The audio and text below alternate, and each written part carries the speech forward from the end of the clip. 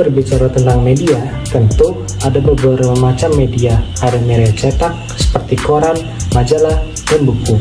Lalu ada media elektronik seperti televisi, radio, dan internet. Dan terakhir ada media online seperti website dan media sosial. Dalam pembahasan ini, kami lebih menekankan media online dalam berbisnis. Semakin berkembangnya tren penggunaan media sosial di kalangan masyarakat dan semakin berkembangnya teknologi internet, tentu mendatangkan peluang yang cukup menggembirakan bagi para pelaku bisnis secara umum. Kondisi ini ditunjang dengan semakin majunya perangkat seluler yang semakin banyak digunakan oleh masyarakat. Semakin berkembangnya media jejaring sosial di kalangan masyarakat saat ini, semakin memudahkan aktivitas penggunaan untuk memenuhi segala kebutuhan aktivitas dalam hidup, mulai dari transaksi online, reservasi online, order online, toko online, pembelajaran online, dan lain sebagainya yang serba online. Tersedianya perangkat bergerak baik seluler maupun non-seluler dan semakin berkembangnya teknologi yang menyertai tentu sangat menunjang semua aktivitas online tersebut. Aktivitas bisnis secara online selain dapat dilakukan dari rumah, juga dapat dilakukan secara mobile, dimanapun pelaku bisnisnya berada, tidak terbatas tempat dan waktu. Peran media sosial untuk bisnis ada menjadikan dasar untuk riset pasar dan platform promosi yang efektif. Keuntungannya, promosi melalui media sosial salah satunya membuat brand lebih dikenal masyarakat melalui media sosial. Cara mengoptimalkannya ya dengan mengupload setiap hari, dan juga kita harus tahu barang kita ke target yang mana. Misal, target kita menjual barang untuk anak muda. Kita harus menyesuaikan dengan kebutuhan yang diperlukan dan mengikuti gaya anak muda agar dagangan kita menarik perhatian pasar. Instagram juga merupakan media sosial yang mempunyai peluang besar dalam kegiatan bisnis. Para pelaku bisnis memerlukan media pemasaran yang efektif dengan tujuan memperluas pangsa pasarnya. Tidak hanya Instagram, akhir-akhir ini berjualan melalui live TikTok juga sangatlah ramai. Hal inilah membuat pemanfaatan media internet sangat terbuka luas untuk para pembisnis dapat memperluas bisnisnya.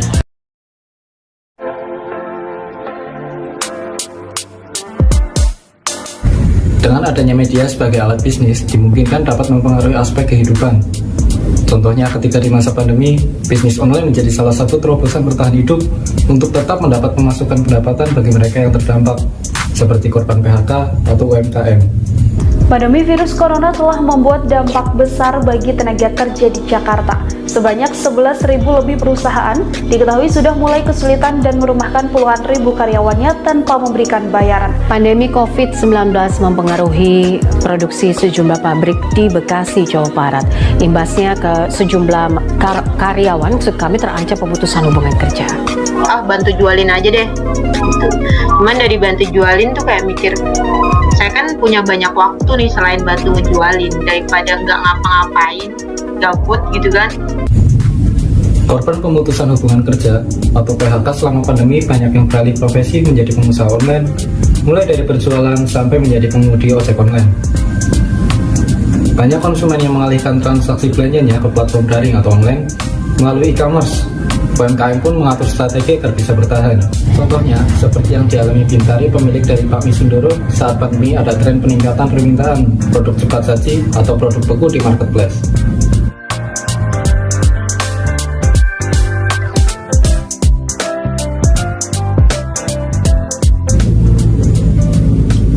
Hal ini menyebabkan setiap individu dalam usahanya berusaha melaksanakan yang terbaik agar dapat bangkit dari perekonomian yang semakin mengalami kemunduran.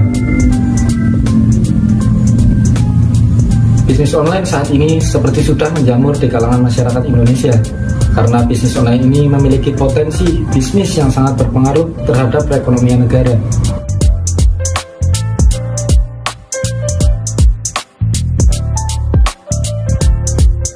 Untuk memperlancar bisnisnya, masyarakat Indonesia memilih jalan alternatif untuk berganti menjadi bisnis online.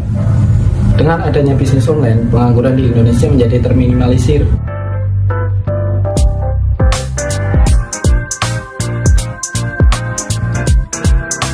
Pengangguran yang memiliki kreativitas tinggi, bisnis online menjadi pilihan yang cermat karena bisnis online memiliki banyak keunggulan daripada bisnis offline.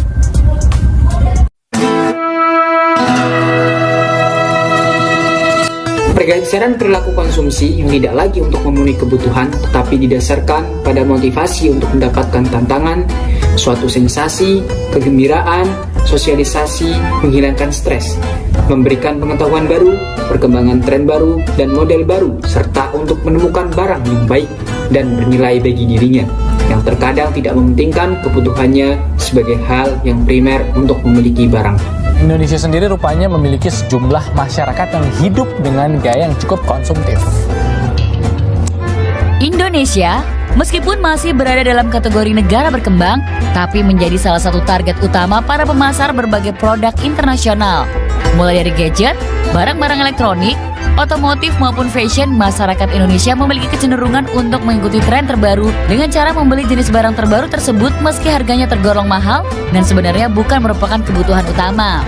Edukasi konsumen juga diperlukan untuk membuat perilaku konsumen menjadi konsumen yang cerdas, konsumen yang bijaksana, dan perilaku konsumsinya diarahkan untuk tidak terjebak pada penyakit konsumerisme serta mampu untuk melakukan konsumsi yang bersifat jangka panjang, mulai gemar menabung atau diinvestasikan kepada sektor-sektor produktif. Konsumen juga diajarkan mencintai produk-produk dalam negeri sehingga industri nasional bisa berkembang dan lapangan kerja juga bisa terbuka lebih banyak.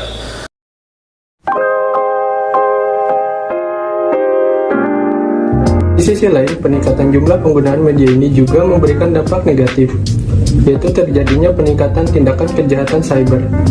Berdasarkan hasil laporan dari Direktorat Cybercrime Polri, pada tahun 2017 saja, terdapat 1.763 kasus cybercrime yang meliputi kejahatan dalam transaksi elektronik yang didominasi oleh penipuan. Penipuan ini dapat merugikan konsumen secara garis besar. Kerugian yang didapat konsumen diakibatkan oleh perilaku pelaku usaha yang memang tidak bertanggung jawab dan merugikan pihak konsumen. Ketidaksesuaian barang atau produk yang diterima oleh konsumen, hal ini menjadi yang paling banyak dikeluhkan. Ketidaksesuaian ini mencakup berbagai bidang, baik ketidaksesuaian barang yang diterima maupun ketidaksesuaian dengan iklan. Adapun barang yang selalu mengalami kerusakan dan keterlambatan pengiriman. Selain itu, banyaknya penjual yang mengklaim bahwa barang atau produk yang ditampilkan di situs jual beli online adalah asli atau diimpor langsung dari negara produsen. Namun, ternyata banyak barang KW atau tiruan. Ini biasanya adalah barang-barang dengan dari brand ternama, baik sepatu, tas, baju, kosmetik, dan lain-lain. Selain itu, barang atau produk yang diterima oleh konsumen seringkali juga tidak sesuai dengan spesifikasi yang ditampilkan atau dijanjikan di dalam situs jual beli online, mulai dari bentuk, model, warna, ataupun bahan. Adapun penipuan harga diskon barang atau produk yang ditawarkan, menawarkan berbagai kemudahan dan praktis digunakan. Berbelanja melalui situs jual beli online memang seringkali menawarkan harga yang lebih murah dibandingkan berbelanja langsung di toko konvensional. Seringkali harga yang ditawarkan pun miring atau jauh di luar harga pasaran, terutama untuk barang-barang elektronik. Banyaknya diskon termasuk free ongkir yang diberikan juga menarik para konsumen untuk berbelanja lebih banyak di situs jual beli online. Misalnya pada peringatan Hari Belanja Nasional yang jatuh setiap pada bulan 12 ataupun seperti kemarin saat 11.11 dan lain-lain. Walaupun menawarkan barang dan harga yang murah, namun seringkali barang atau produk yang datang adalah barang bekas atau barang yang tidak layak, bahkan seringkali barang tidak sampai atau tidak dikirim. Untuk itu, kita harus berhati-hati dan selalu bisa melihat dengan cermat dan memilih produk dari pelaku usaha yang kita ingin beli. Alangkah baiknya kita melihat dulu rating dari pelaku usaha tersebut dan komentar yang mengulas produk yang akan kita beli. Nah, dari hasil paparan tadi, sudah dijelaskan seberapa pentingnya pemanfaatan media untuk bisnis, dan juga pentingnya penilaian dari konsumen untuk pelaku usaha dalam media bisnis tersebut. Untuk itu, para pelaku usaha yang mau berkecimpung dalam bisnis melalui media ini, mereka harus bisa menjaga kepercayaan konsumen, dan jangan sesekali melakukan tindakan yang merugikan bagi dirinya dan konsumen.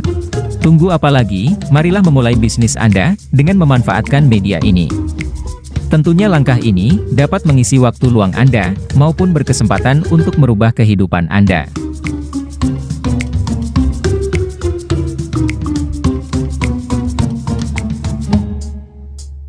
Jakarta.